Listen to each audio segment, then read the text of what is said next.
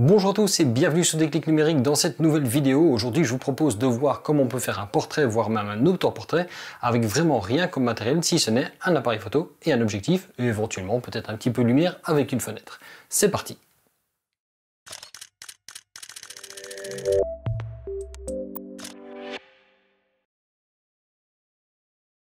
Avant de commencer, je voudrais juste préciser une petite chose. Cette vidéo a pour but de vous montrer qu'avec 2 x 1, on peut quand même réaliser de chouettes photos. Le but ici n'est pas vraiment de faire un tuto de photo portrait, quoique finalement on va quand même un petit peu en parler. Et puis c'est aussi vous proposer quelque chose à faire, notamment dans cette période un petit peu difficile de confinement qu'on connaît, c'est-à-dire pouvoir se débrouiller avec juste ce qu'on a sous la main quand on est chez soi. Et on passe maintenant à la réalisation du portrait. Alors comme vous pouvez le voir ici, je suis vraiment dans une pièce tout ce qu'il y a de plus banal, je suis dans la chambre de mon fils. J'ai à ma gauche ici un mur qui est blanc cassé, mais bon ça va, c'est relativement neutre. J'ai des armoires qui sont blanches, ça veut dire que ça ne va pas perturber les couleurs. Et j'ai surtout derrière moi une grande fenêtre. Et c'est cette grande fenêtre qui va me servir de source lumineuse. Vous allez voir qu'on peut obtenir des résultats vraiment très différents, juste en jouant un petit peu avec l'occultation de ces fenêtres et de voir un petit peu comment se positionner par rapport à la lumière. Donc pour l'exercice ici, j'ai simplement pris mon Sony Alpha 7 III avec le Tamron 28-200 mm que je suis occupé à tester pour l'instant. Je vous en ferai une revue d'ailleurs bientôt. Pour l'instant, l'appareil photo est monté sur trépied puisque forcément ici, je vais me faire ça en mode autoportrait et donc je vais pas pouvoir simplement passer d'un côté à l'autre et jeter l'appareil photo en l'air et qui prenne une photo.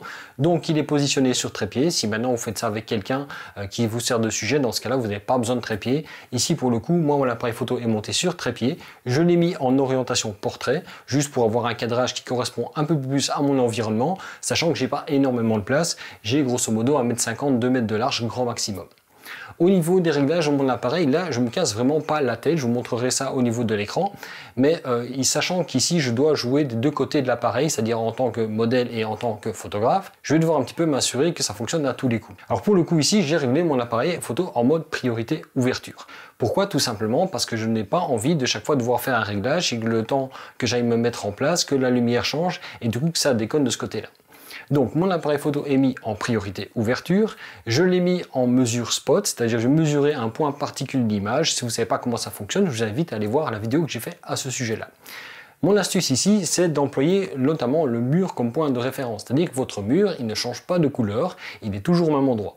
Sachant que moi, en plus de ça, je ne serai pas toujours devant, je vais faire une mesure spot à chaque fois que je vais faire un déclenchement sur le mur. Et donc je vais demander à mon appareil de l'exposer correctement. L'exposer correctement, c'est quoi? C'est un blanc qui est très clair, donc je vais demander à mon appareil de le mettre au niveau de la réglette d'exposition sur +2. Ce ne sera pas un 0 parce que sinon tout serait trop sous-exposé, mais je vais mettre sur +2 pour avoir vraiment ce rendu clair du mur qui apparaît, tout en ayant encore des détails dedans aussi pour ne pas le cramer. Alors dans le cas présent, à partir du moment où mon mur sera bien exposé, je serai bien exposé aussi, puisque finalement on est baigné dans la même lumière. Alors il y a des cas dans lesquels ça pourrait ne pas fonctionner, si éventuellement votre fond n'est pas blanc, ou si éventuellement vous n'éclairez que vous et pas le fond. Dans ce cas-là, il pourrait y avoir des changements à faire, notamment au niveau de la compensation d'exposition. Mais ici, moi, je veux que le mur soit clair, soit blanc, et donc dans ce cas-là, je vais simplement faire en sorte que mon appareil expose sur +2. Donc, mode priorité ouverture, mode de mesure de lumière spot avec un collimateur qui est mis sur le mur. Sur les appareils Sony, on peut simplement lier la mesure d'exposition au collimateur. Donc, je place à ce moment-là le collimateur sur le fond et je m'assure que ce soit +2. Je le mets également en ISO automatique. Pourquoi? Parce que je n'ai pas non plus envie de chaque fois faire des réglages. Donc je laisse mon appareil gérer ça. Par contre, j'ai simplement demandé à mon appareil de limiter la vitesse d'obturation à 1/125e de seconde. Pourquoi? Parce qu'il faut quand même que si moi je bouge au moment où on prend la prise de vue, que la photo soit quand même nette. Donc je limite à ça. Ça veut dire que si je juge qu'il n'y a pas assez de lumière et qu'au lieu de descendre en dessous d'un 125e de seconde, il va plutôt monter en ISO. Et j'ai vraiment pas peur de monter en ISO, ça me tracasse vraiment pas. Je préfère que ma photo soit correctement exposée. Comme c'est un autoportrait, le gros problème c'est la mise au point. Donc forcément je vais jouer un petit peu la sécurité. Si vous avez un modèle, vous pouvez choisir l'ouverture que vous voulez par rapport à ça. Moi ici sur l'appareil, j'ai décidé de travailler avec une ouverture de f5.6 pour avoir un minimum de profondeur de champ, au moins quelques centimètres, de telle sorte que si jamais moi je bouge un petit peu, que je sois pas parfaitement au bon endroit, la photo soit quand même nette quand même. Ça n'empêche qu'il me faut quand même pouvoir faire la mise au point à un endroit particulier, et c'est pour ça que j'emploie ici notamment un trépied d'éclairage, tout simplement parce que ça va me permettre de pouvoir le mettre ici à la hauteur que je veux. Donc je vais m'arranger de le mettre plus ou moins à la hauteur de mon visage, ce qui me permettra d'avoir aussi un repère niveau cadrage. Et ensuite, je vais simplement le positionner à la distance du mur que je veux. Je vais faire la mise au point dessus. Et là, je ne touche plus à la mise au point de l'appareil. La seule chose que je fais à ce moment-là, c'est déclencher avec un retardateur de 10 secondes qui me permet de me mettre en place et la photo sera prise. Donc ici, je vais commencer simplement par le positionner plus ou moins. Je vais m'assurer ici au niveau de mon appareil que c'est correctement positionné. Donc je vais m'assurer qu'il soit plus ou moins centré par rapport à ce que je fais. Voyons voir ça. Normalement, je devrais être un tout petit peu plus par là. Voilà. Donc en fait, je suis en train d'ajuster simplement le pied par rapport à la position. Moi, ça me ferait un repère. Ici, je prends la mise au point sur le trépied lumière. J'active l'autofocus, donc moi en fait sur mon Sony, j'ai réglé simplement la mise au point avec le back button focus, donc c'est-à-dire le bouton iPhone, et je l'ai en fait détaché du bouton de déclenchement. Donc quand j'appuie sur le déclenchement, la mise au point ne se fait pas, il n'y a qu'une mesure de lumière qui est faite. Par contre, la mise au point, je la gère avec le bouton à l'arrière. Ce qui me permet simplement de dissocier mise au point et prise de lumière. Dans ce cas-ci, c'est super pratique, parce que ça veut dire qu'à chaque fois que je vais déclencher, il va refaire une mesure de lumière. Par contre, il ne va pas changer la mise au point. Donc ici, je m'assure que la mise au point soit bien faite sur le trépied, comme ceci. Maintenant, je sais que ma mise au point est bonne, je ne dois plus faire la mise au point. À partir de ce moment-là, je regarde un petit peu au sol où j'ai un repère. Je vais simplement sortir le trépied du champ, je vais le mettre là, il sera hors cadre par rapport à l'appareil photo. Donc je rappelle, je suis à 50 mm et f5.6. Comment je vais régler ça maintenant ici? Ben simplement, je vais m'assurer que je prends un point de mesure sur le fond. Je vais lui dire de faire une mesure d'exposition. Ici, j'ai réglé la compensation d'exposition sur plus 2. Je m'assure de vérifier que je suis bien en retardateur de 10 secondes. Et maintenant ici, je vais simplement déclencher et je vais me positionner. Si vous travaillez avec un modèle, dans ce cas-là, vous n'avez pas besoin de faire tout ce chipotage. On attend le déclenchement. Et voilà, ma photo est faite. Et là, pourquoi je fais ça? Simplement, vous allez me dire, c'est très con, j'ai rien fait de particulier, mais c'est pour vous montrer que j'ai un point de départ. Ici, quand je regarde, j'ai une photo qui est correctement exposée, pas totalement bien cadrée, mais ça, c'est pas trop grave. En tout cas, ma photo est bien exposée. C'est exactement ce que je voulais comme rendu. Maintenant, ce qui m'intéresse de vous montrer, c'est surtout que sur base d'ici, d'avoir une grande fenêtre qui me donne une grande lumière aussi, et très douce, puisque la surface de la source lumineuse est très grande. Alors attention, notez que j'ai quand même des stores ici qui sont des voiles qui viennent se mettre devant les fenêtres, qui permettent un petit peu d'homogénéiser la zone. Maintenant, ce que je peux faire, c'est venir occulter en fait simplement une fenêtre pour définir une zone de luminosité. C'est-à-dire que je peux ici, avec les stores que j'ai sur chacune des fenêtres, venir occulter une, deux ou trois parties. Et en fait, ce que ça va me permettre de faire, c'est tout simplement de définir par où arrive la lumière. Donc par exemple, je peux très bien décider de mettre le fond un peu plus sombre. Dans ce cas-là, ce que je vais faire, c'est simplement ici venir descendre mon store. Voilà, comme ceci. Voilà. Vous voyez directement au niveau de la vidéo que ça change énormément la quantité de lumière qu'il y a. D'ailleurs, la vidéo est peut-être un petit peu sombre, mais ça, bon, je ne peux pas tout changer en même temps. Qu'est-ce que ça change? Mais je n'ai plus de lumière qui vient frapper directement le mur. Et pour l'instant, le soleil arrive un petit peu en angle, c'est-à-dire qu'il y a une partie qui venait frapper directement le mur. Et donc ça veut dire aussi que je change un petit peu la direction de la lumière, l'orientation de la lumière, et donc je vais un petit peu changer le rendu.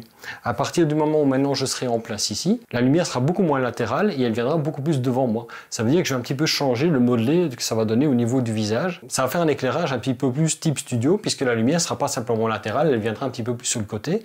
Je pourrai encore accentuer ça en fermant ce store là et par exemple en laissant que celui-là pour avoir vraiment une lumière qui vient directement dans l'angle ici.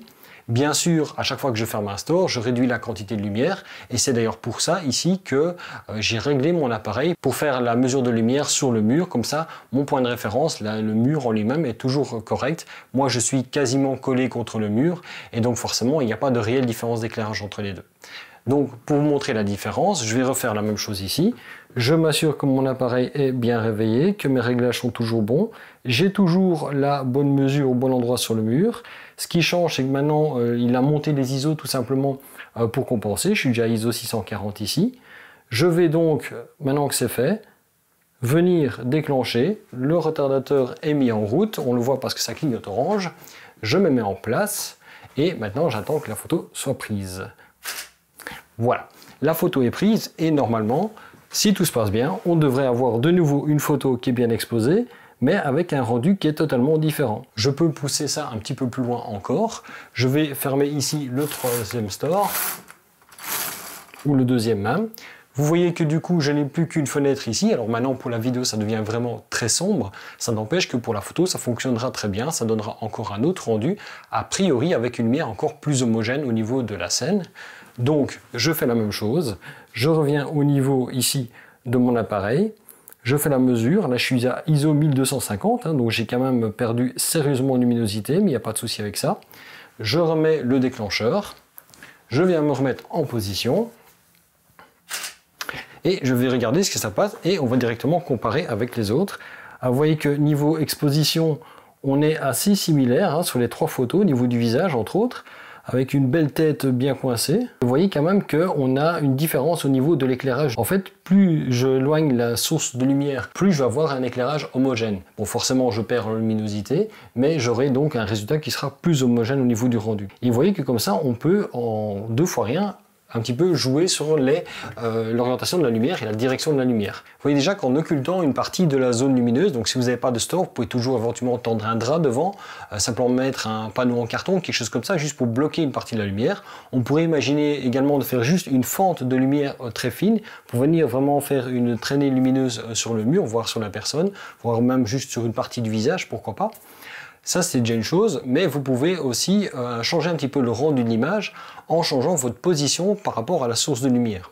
Si je me rapproche de la fenêtre, ce qui va se passer, c'est que je vais avoir un dégradé beaucoup plus rapide de la zone claire à la zone sombre.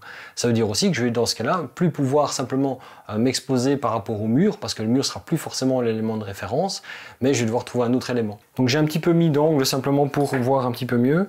Je vais me remettre moi ici, donc je vais m'arranger pour être juste au bord de la zone de lumière. Je vais mettre le truc plus ou moins à ma position ici, ça m'a l'air pas mal.